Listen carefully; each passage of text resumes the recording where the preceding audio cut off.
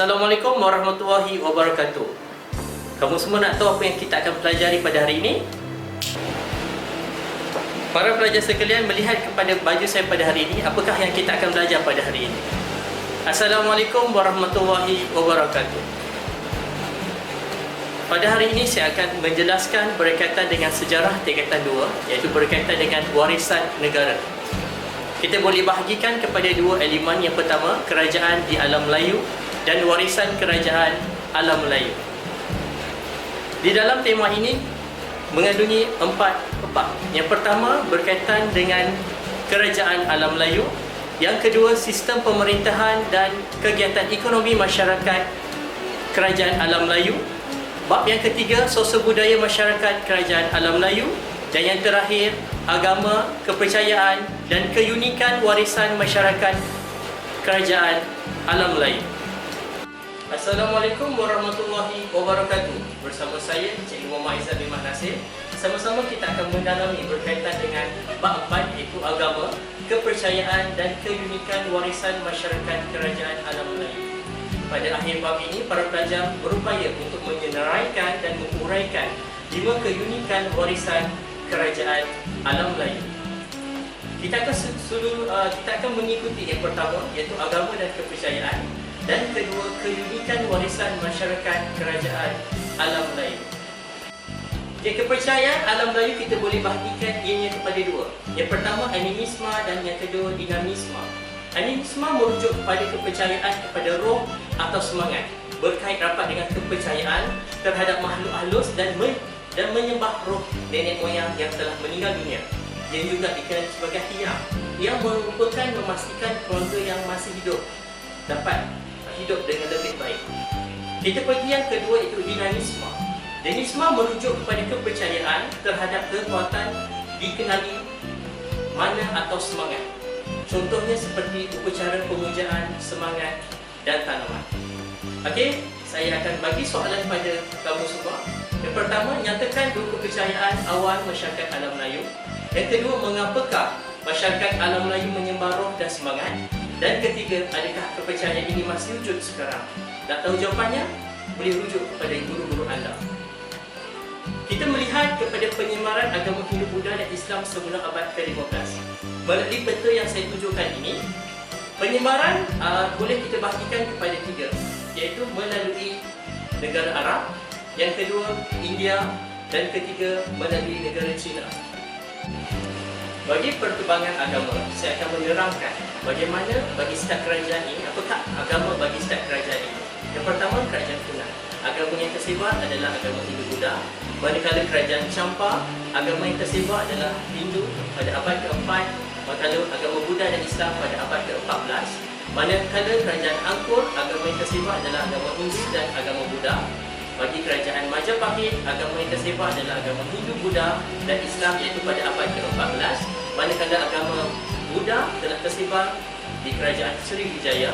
Bagi kerajaan Kedah II, agama yang tersebar adalah agama Hindu, agama Buddha dan agama Islam. Manakala bagi kerajaan Gangga Negara, agama yang tersebar adalah agama Buddha. Okey, saya akan terangkan berkaitan dengan sistem pemerintahan beraja. Dalam sistem pemerintahan beraja, saya akan bagikan kepada 3. Yang pertama, pemilihan raja. Yang kedua, kedudukan raja. Dan ketiga, gelaran pemerintah. Pemilihan raja berlaku berdasarkan kepada keturunan dan pembesar yang mengesahkannya. Keturunan raja dianggap suci dan berdaulat. Raja boleh dipilih di kalangan tentera. Kenapa raja dipilih di kalangan tentera? Kerana tentera merupakan lambang kepada kedaulatan dan kekuatan bagi sesebuah negara. Kita lihat yang seterusnya, kedudukan raja dianggap sebagai dewa dan mesti dihormati. Apabila Islam datang ke alam Melayu, konsep khalifah telah diperkenalkan, di mana raja-raja perlu sentiasa ditaati. Kita pergi yang seterusnya, gelaran pemerintah. Pada zaman Hindu Buddha, pemerintah digelar sebagai raja dan maharaja. Raja digelar bagi menggambarkan kebesaran kuasa. Sebagai contoh, raja dibunuh dan maharaja dibunuh. Kebijaksanaan pemerintah kita boleh lihat pada 2 elemen. Yang pertama, memilih dan membangunkan pusat pemerintahan. Yang kedua, menjalinkan hubungan diplomatik. Yang pertama, kita melihat memilih dan membangunkan pusat pemerintahan. Pemerintah memilih satu lokasi yang sangat strategik sebagai pusat pemerintahan, penempatan dan pelabuhan di pesisir pantai dan di lembah sungai. Kenapa dipilih sedemikian? Yang pertama, kebijaksanaan pemerintah menggunakan alam sekitar. Kita boleh buktikan bahawa berlakunya perkembangan kegiatan pertanian di kawasan yang subur. Yang seterusnya, memilih tempat yang menjadi laluan antarabangsa. Petunjuk arah memudahkan pedagang singgah ke pelabuhan-pelabuhan tertentu. Kita lihat daripada elemen yang kedua, menjalinkan hubungan diplomatik. Dalam penjalinan hubungan diplomatik, pemerintah akan menjalinkan hubungan diplomatik yang berterusan bagi menjamin kemakmuran sesebuah negara.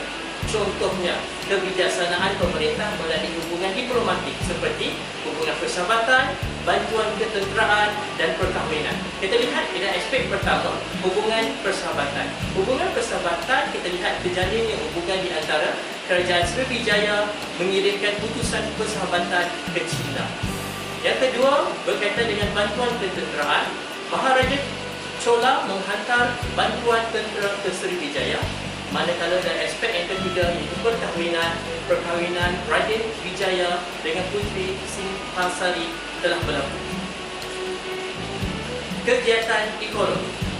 Dalam kegiatan ekonomi, kita melihat yang pertama bagaimana kegiatan ekonomi ini berupaya memanfaatkan kesuburan tanah.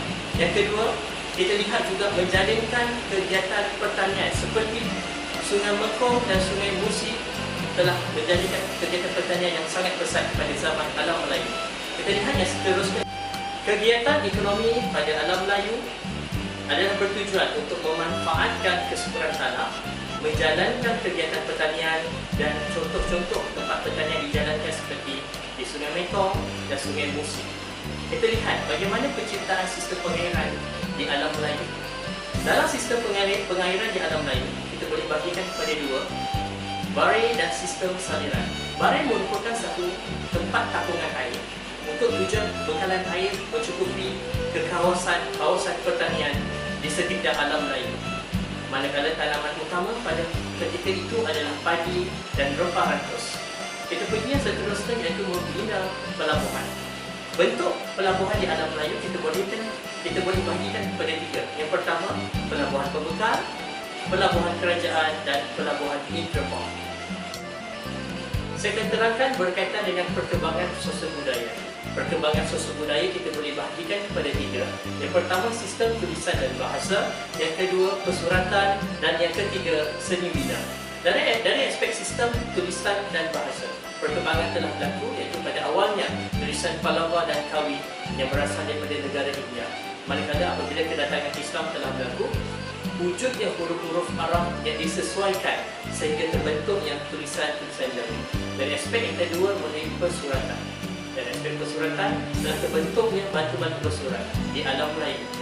Daripada batu-batu surat lahirnya karya-karya dalam bentuk penulisan manuskrip. Yang seterusnya kita lihat daripada aspek seni bina. Dari aspek perkembangan seni bina, pada awalnya seni bina yang dihasilkan menggunakan kehidupan. Manakala kehidupan di pesisir pantai dan lembah sungai telah melahirkan petukang kapal yang handal. Kita lihat daripada aspek amalan beragama. Yang pertama, mengamalkan sikap terbuka dalam amalan beragama. Kita lihat ini berada pada anutan pelbagai agama. Yang kedua, sifat toleransi dalam amalan beragama.